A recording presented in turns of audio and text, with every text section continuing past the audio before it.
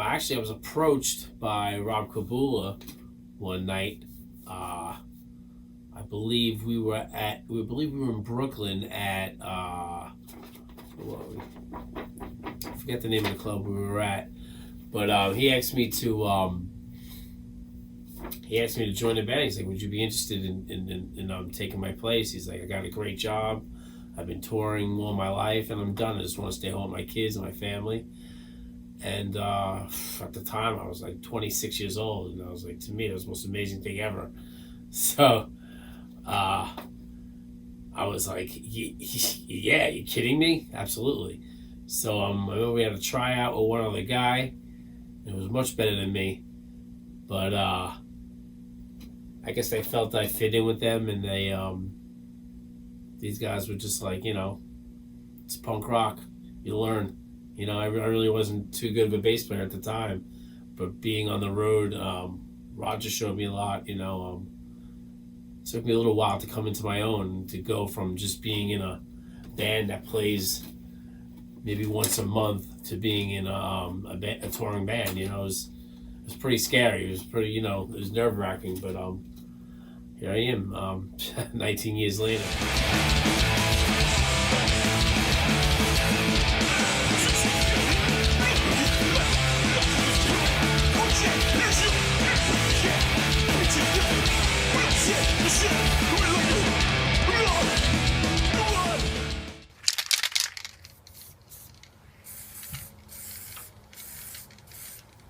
Well, what keeps me motivated is the fact that I have friends of mine that get up at 5 a.m.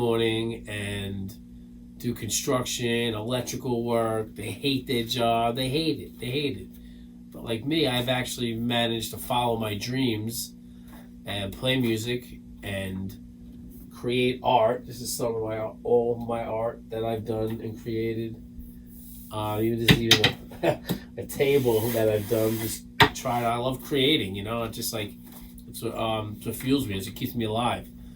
I just love doing this stuff, and I'm able to, live off of what I love to do. And they say if you love what you do, you'll never work a day in your life. So that's what keeps me motivated to doing this. You know what I mean? It's like so many times we play shows, and there's people that come up to me and tell us how much our music has helped them get through another day. I mean, stuff like that's really motivating. To just make a difference in people's lives. It's pretty amazing. I'm really blessed to I've met these guys, and they gave me the opportunity to do this, and it's a pretty amazing journey.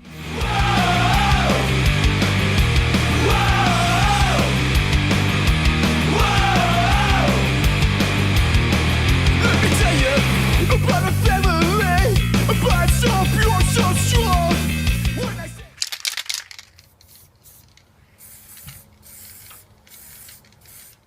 And with the Stigma Band, it was a thing. We were on the road with Hatebreed, and Jamie Josta was just like, "You guys need to do, Stigma. You need to do your own thing." Roger at the time had the Disasters. He was doing his thing, and we were like, "Yeah, Vinny, let's do something." It was just a bunch of friends that got together. We all wrote some songs together, and just had an amazing time. It was just like an incredible experience. Just getting together with so many guys that who I idolize and look up to, and just be in the studio with guys like Jamie Josta, Phil Cavano, Freddie Madball, the Biohazard guys, so many guys that we would just came together and just wrote some music, and it just it was a fun thing. It was awesome. Born and bred in this city that never sleeps. It's still my home after all these years. This is for you, New York. I got New York blood flowing through my veins. New York blood, a fire inside of me with undying flames. New York blood, I got New York blood flowing through my veins. New York blood, it's where I live out my days and where my home remains. New York blood, on street in the 70s every day. There's 2 records. First record was called New York Blood, and the second release was called For Love and Glory. It's 2 great records. We just have a lot of fun playing, and usually play like once a year, a couple shows here and there.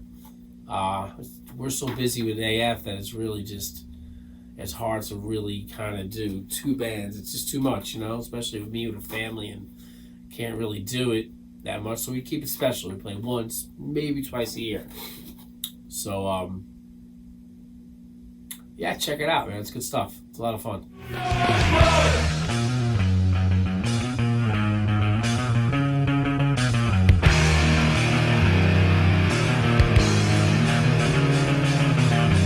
I got New York blood flowing through my veins.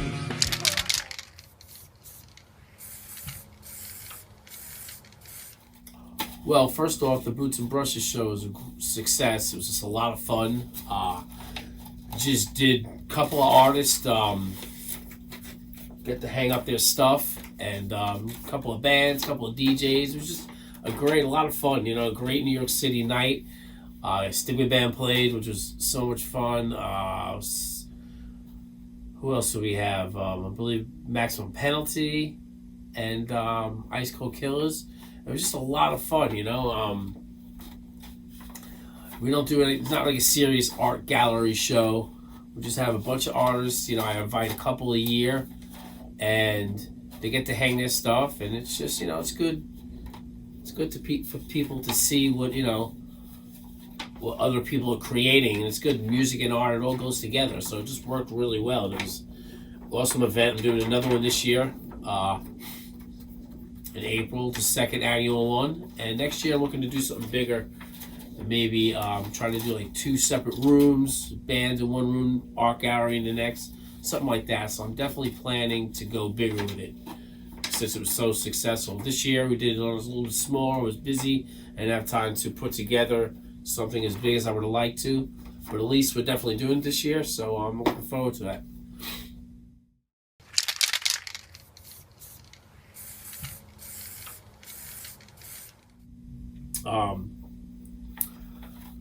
Graffiti. It's funny. I remember this as a kid. My father always hating on it and saying how the kids tag in the neighborhood like really destroyed it. And again, I see where he's coming from with that. I definitely agree, you know. But my next door neighbor, the kid who lived right across the street from me, my buddy Rob Erdley, he used to write Ray. It was his initials. He was an incredible artist. And he would, I would see a lot of stuff that he was creating and stuff. And it was, to me, it was just like an exciting form of art that, like, you know, just like a lot of times, like, especially like a lot of times you'll just see like whatever portraits or Bob Ross paintings, they're trees and yeah, they're nice and everything, but there's nothing exciting about it. You know what I mean? Like that's what art, like to me, is. What I try to do is I create stuff that like is fun to the eye.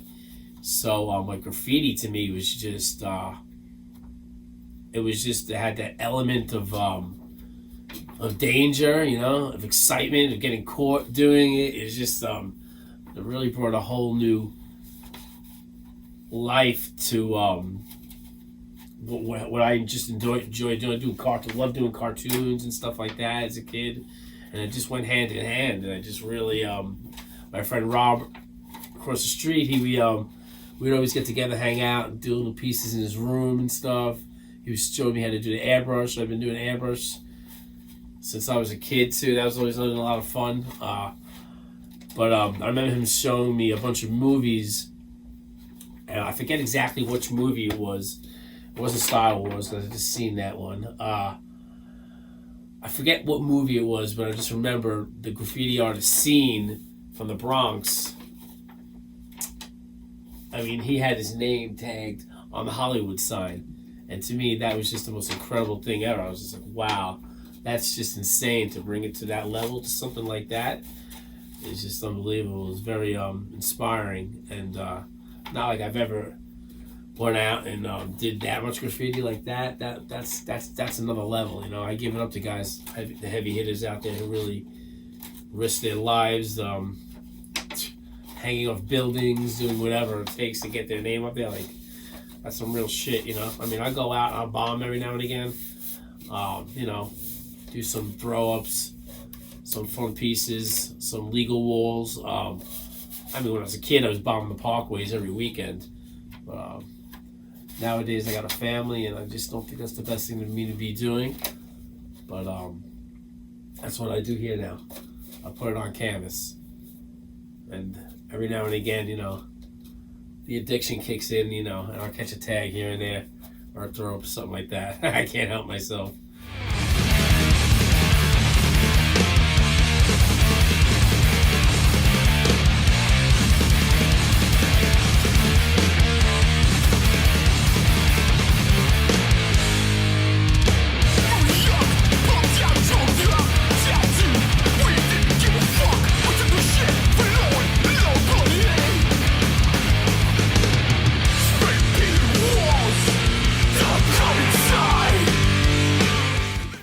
But yeah, that's how I got into graffiti. It was just, you know, it was definitely in the late 80s. Had to be about 88, 89. And yeah, and it was just a lot of fun. Glad I never got caught. Stealing paint, going to stores, like paint today, you gotta buy it, and there's no way to get it. And we would just go into stores like Pergaments and TSS, and we would just go and put them in our jackets and just walk out like it was nothing. It's amazing we never got caught. Walking out, cans clanking, stuff, you know, like, I don't know how we even get in trouble. It's crazy. But man, it was a lot of fun. I miss those days.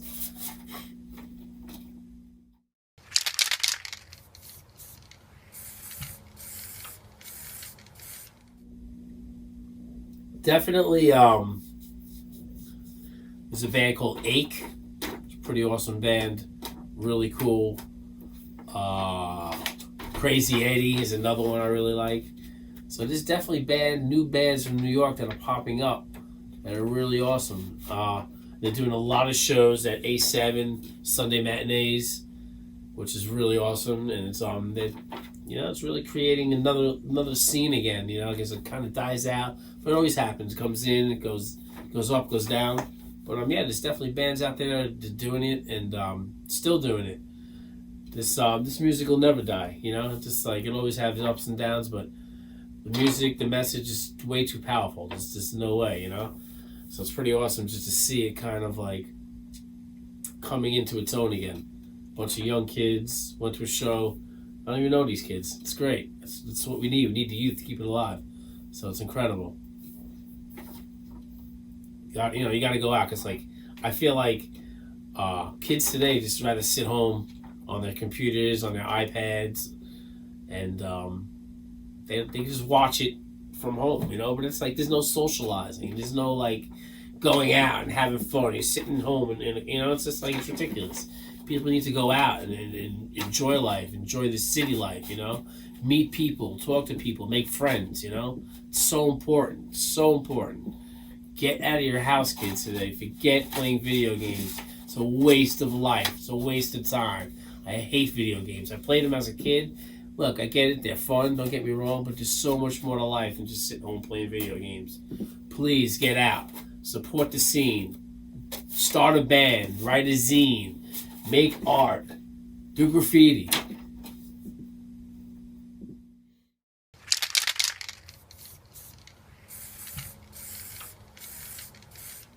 Well, definitely the bands that I got into first for hardcore was like, Murphy's Law, the two first Murphy's Law records, Agnostic Front, Victim in Pain, classic Cro-Mags, Age of Quarrel. I mean, these Killing Time, Bright Side, Bad Brains, The Roar Sessions. These are records that like really, the staples of hardcore. You know what I mean? They really created what is going on today. You know what I mean? There's so many bands that like hardcore. I mean, like when Roger and Vinny and all these guys tell me about stories how they were kids, just getting together and just having fun. They didn't even know they were creating a scene. They were just doing their thing, just being themselves, and just created this form of punk rock that was a little more pissed off and aggressive. And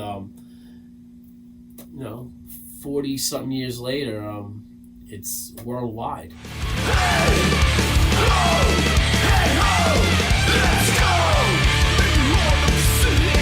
I remember fitting me and you. In the blood, victim in pain.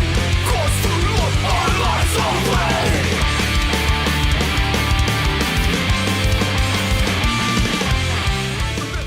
Anywhere we go, it's everywhere. Hardcore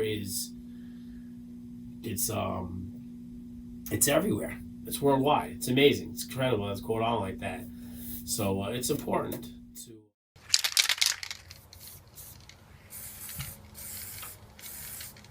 You should know the roots of the music and where this all came from, and go back to even the early punk stuff from hardcore spawned and where that came from.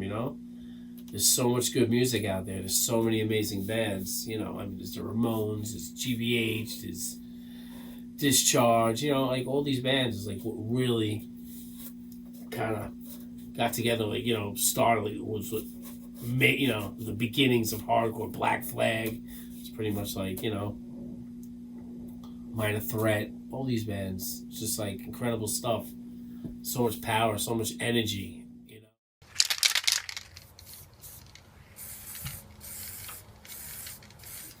Honestly, like, there's nothing like hardcore because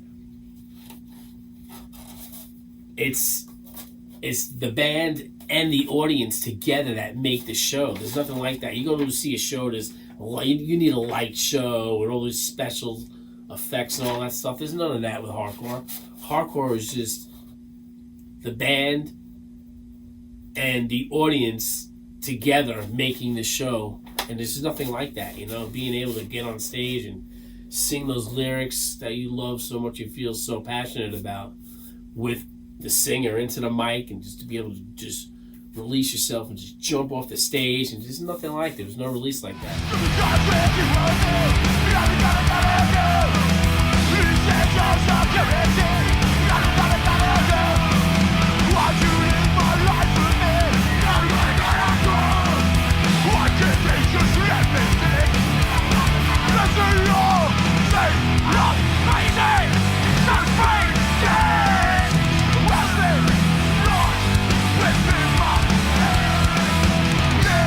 I miss actually being on the other side and moshing and stage diving and all of that, Unfortunately, you get a little bit older, and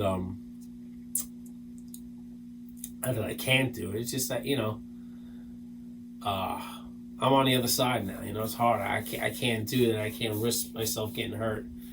So I can bring this to the other kids, to everybody out there who wants to sing along to our music, But every now and again, I'll come out of retirement, jump off the stage. Depends on how much I drank that night. That'll usually make me jump off the stage, depending on who's playing. But there's nothing like it. There's nothing like hardcore punk rock. It's just so raw in your face. No bullshit. No fancy light show. No fancy outfits, or it's just pure energy, heart and soul, and that's it.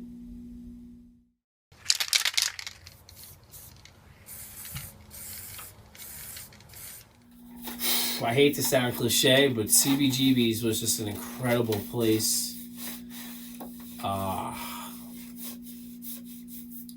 It's hard to explain, like, really why it was like such a shithole, hole in the wall. Just, there was nothing like obviously fancy or anything to say that like it looked good. It was just, it looked like shit, but it sounded incredible, and the feeling of that room was just.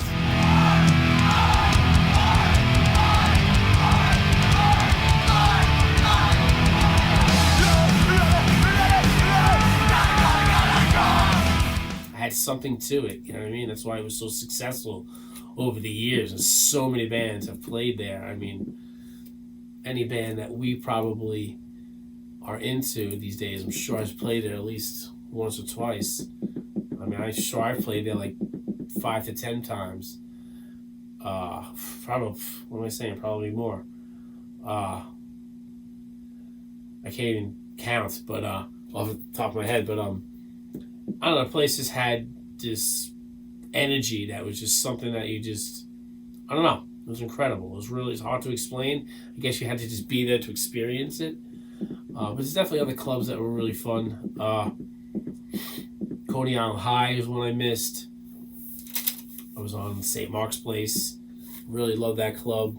Castle Heights, if it wasn't for Castle Heights, that's like, grew up there. That was an amazing place in Queens where I spent a lot of time in my life, met a lot of people in the scene, and a lot of good friends I still see on the regular today.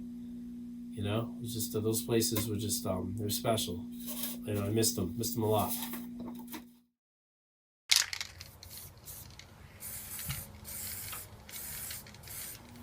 I've expressed this throughout the interview. I think it's really important to just go out and get out of your house, and, sit home and rot. Play video games. Like, what good is that going to do? Like, if you think about it, like, what good is that going to do besides waste time? Even if you're going to do something like, I don't know, watch a good movie, watch a good documentary, something, something that relates to, like, something that makes you feel good, I can't really see how much satisfaction you get out of winning the next level of a video game, I don't know, that's cool. I'm knocking it, I am. I'm not into it, you know what I mean? I just think it's a waste of time, a waste of life. I don't really watch much television. I don't really like television. I watch a movie every now and again with the family, my wife, my daughter. My daughter loves going to the movies, so does my wife. So that's cool. It's fun to do that together, But I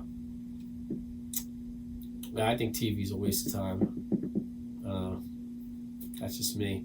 I'd rather make art or try writing music. That's just, what I'd rather do. More to life than just sitting home and rotting. So that's my final words with that. You can check out my art on Instagram, Mike Gallo 1975, or Gallo Originals, and I have a website. It's GalloOriginals.com, Gallo_originals.com. You can check out my stuff. I have t-shirts, I have backpacks, cell phone cases, all sorts of fun stuff that I've created. And I just put them on t-shirts, If anybody likes that, checks it out, like any of my designs. Maybe you couldn't afford a painting or the print, or they ran out, you weren't able to, but you know what? If you really like that design, you can wear it every day. I don't know about every day, but yeah, check it out, man. Thank you very much. Thank you to Sacked One and Bones for having me part of this interview. I want to thank you guys and give it up to New Zealand hardcore scene. And play music, create art, do graffiti, live life, enjoy it. Thank you. Hardcore lives.